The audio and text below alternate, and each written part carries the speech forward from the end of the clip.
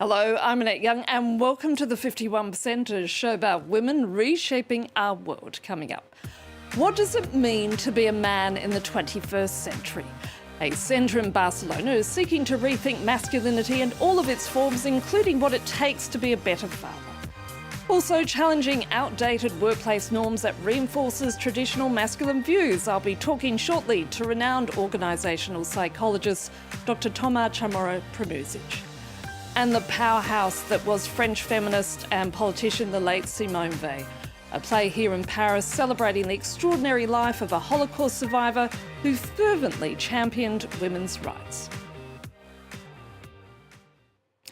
But first, 22 years into the 21st century, and despite decades of feminism, society is still struggling to redefine masculinity. A centre in Barcelona is aiming to break down stereotypes about what it means to be a man. Sarah Morris and Celine Schmidt report on one of their workshops which trains first-time fathers on how to be better parents. Meet the expectant dads.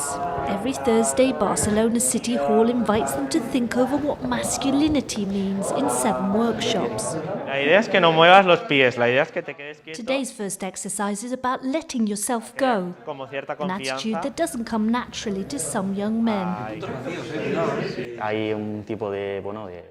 There are some emotions we aren't conditioned to express as men, but here we're in a safe space and we can create a real emotional link to our growing family. At the heart of all the role play, how should parents share out the housework? The workshop organiser wants to encourage fathers to be more active.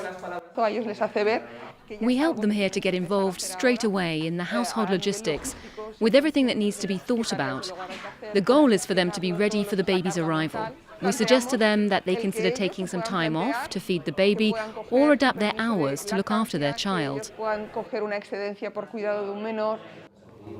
philosophy that has won over Sergio, about to become a father for the first time. The usual thing is for fathers to be offered neonatal classes. This is the only place where they seriously help us to consider our future role as fathers. Luca also wants to play an equal role in educating his child. They're giving us tools to be more autonomous and to stop believing our partners need to do everything because they know better than us. More than 2,000 men in Barcelona have already benefited from these workshops. This deputy mayor says 60% of them had never thought about the concept of masculinity. We can increase the resources spent, but we can't supervise what happens inside homes.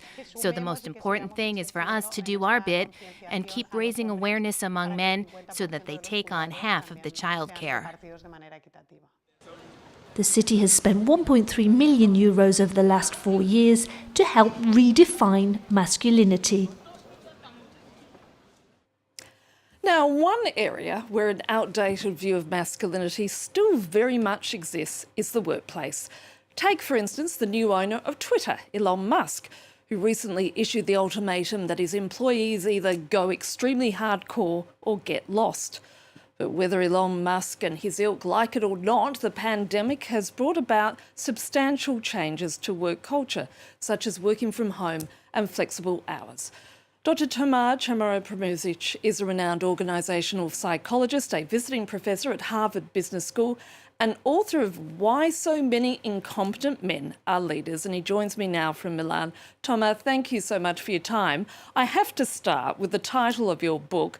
Why is it that so many mediocre and incompetent men rise to the top in companies?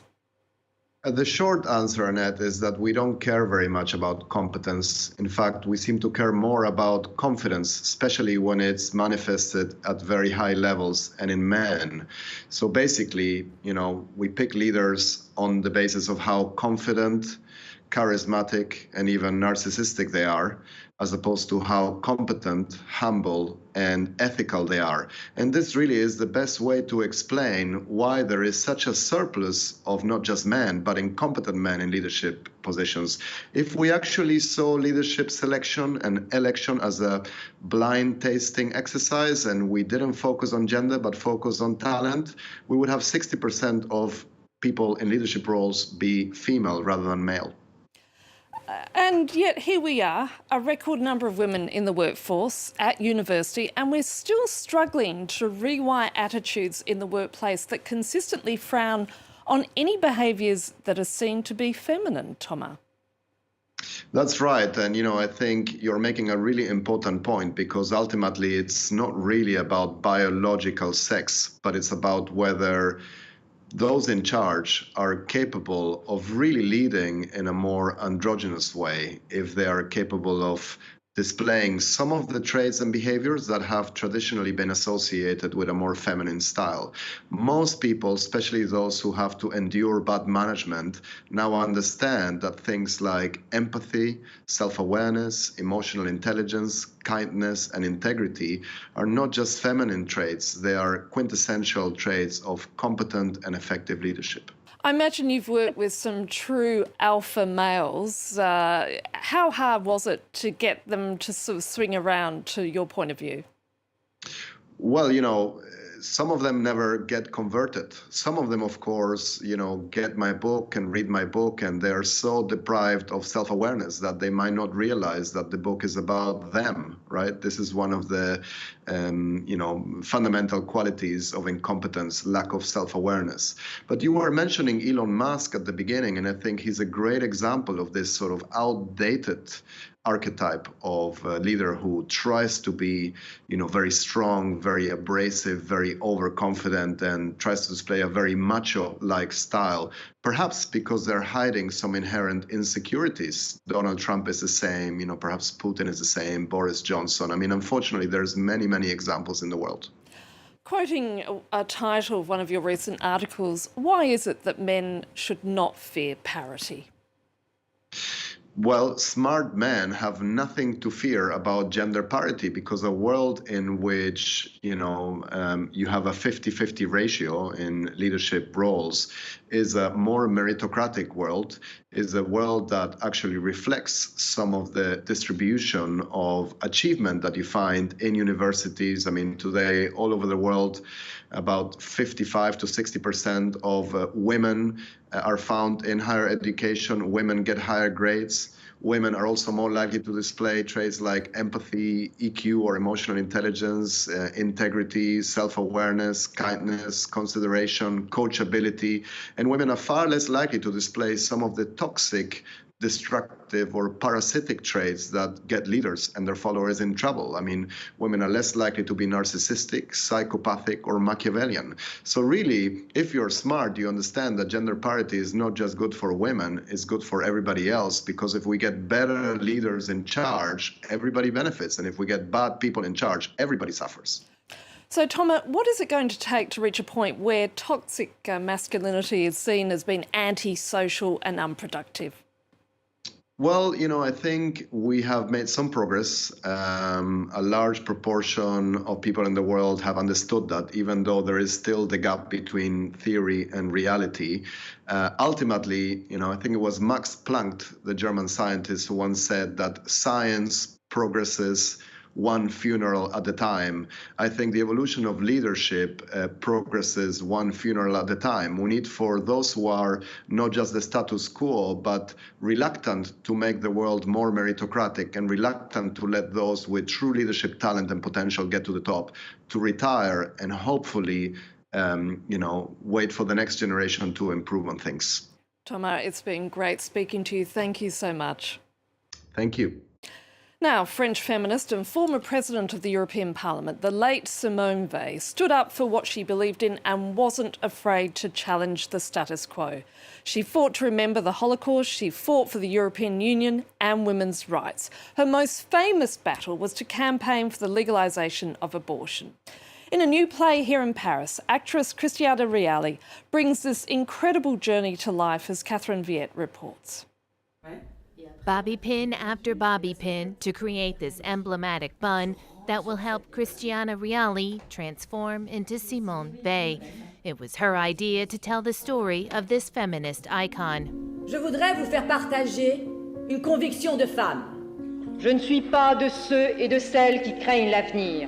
La première chose qui me vient à l'esprit, c'est sa modernité. Je trouvais que sa parole I thought her words were so modern, and they still resonate today, so much. And every day, really, that I wanted to make her a theatrical heroine, because that's my craft. In the play, stories from the past and the present are intertwined, personified by a young journalist who was asked to speak about Veil and her struggles, from improving living conditions in prisons when she was a magistrate to legalizing abortion in 1974 when she was health minister. C'est impossible de parler du droit des femmes à disposer de leur corps.